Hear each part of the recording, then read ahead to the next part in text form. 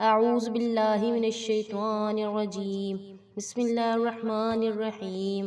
السلام علیکم دوستو، آج کے اس ویڈیو میں آپ کے لیے حضرت علی رضی اللہ تعالیٰ عنہ کے 3 بہترین واقعات لے کر آئی ہوں۔ ایک یہودی کا سوال۔ ایک یہودی حضرت علی رضی اللہ تعالیٰ عنہ کے پاس آیا اور خباثت بھرے انداز میں پوچھنے لگا، اے امام، ہمارا رب کب سے ہے؟ یہ سن کر حضرت علی رضی اللہ تعالیٰ عنہ کا چہرہ متغیر ہو گیا، رخسار سرخ ہو گئے۔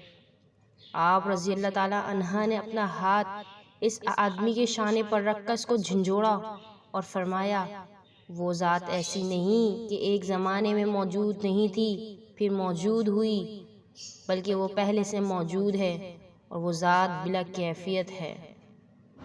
نہ اس سے قبل کچھ تھا نہ اس کی کوئی انتہا ہے، تمام انتہا اس کے سامنے ختم ہے، وہ ہر انتہا کی انتہا ہے۔ اس آدمی نے انکساری کے ساتھ اپنا سر جھکا لیا اور کہنے لگا، اے ابو الحسن رضی اللہ تعالیٰ عنہ، آپ رضی اللہ تعالیٰ عنہ نے سچ فرمایا۔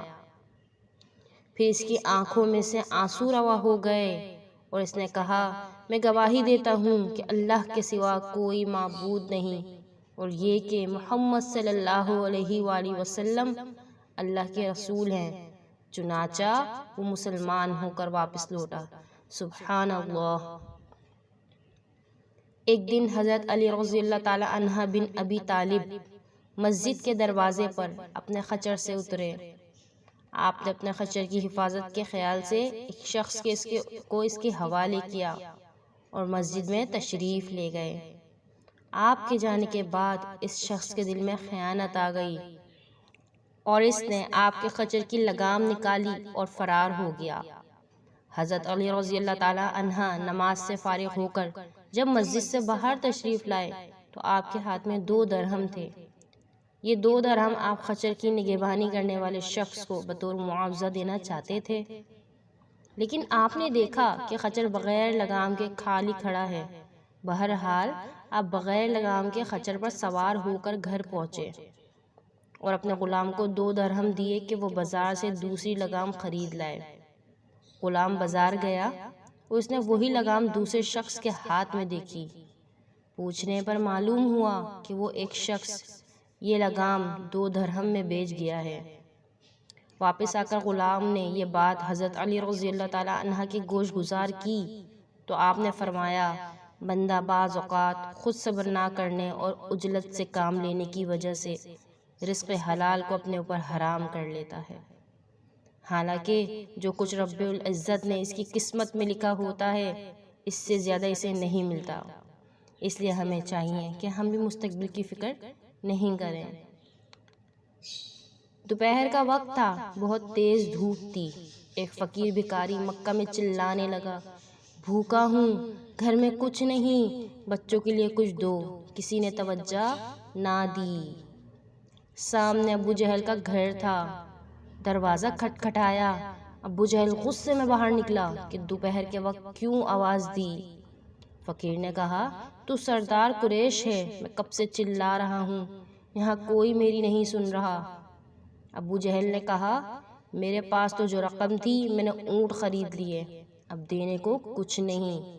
میں تمہیں مکہ کے ایک آدمی کا نام بتاتا ہوں، جو اس کے پاس جاتا ہے اس کو ضرور کچھ دیتا ہے۔ فقیر نے کہا، نام بتاؤ۔ ابو جہل نے کہا، اس کا نام علی رضی اللہ تعالیٰ عنہ ہے۔ فقیر پوچھتا پوچھتا گھر تک پہنچا۔ دروازہ کھٹکھٹایا۔ حضرت علی رضی اللہ تعالیٰ عنہ باہر نکلے۔ فقیر نے کہا، وہ جو سردار قریش ہے اس کے گھر مانگنے گیا، اس نے آپ کے پاس بھیجا۔ مولا علی رضی اللہ تعالیٰ عنہ نے بٹھایا، کھانا دیا۔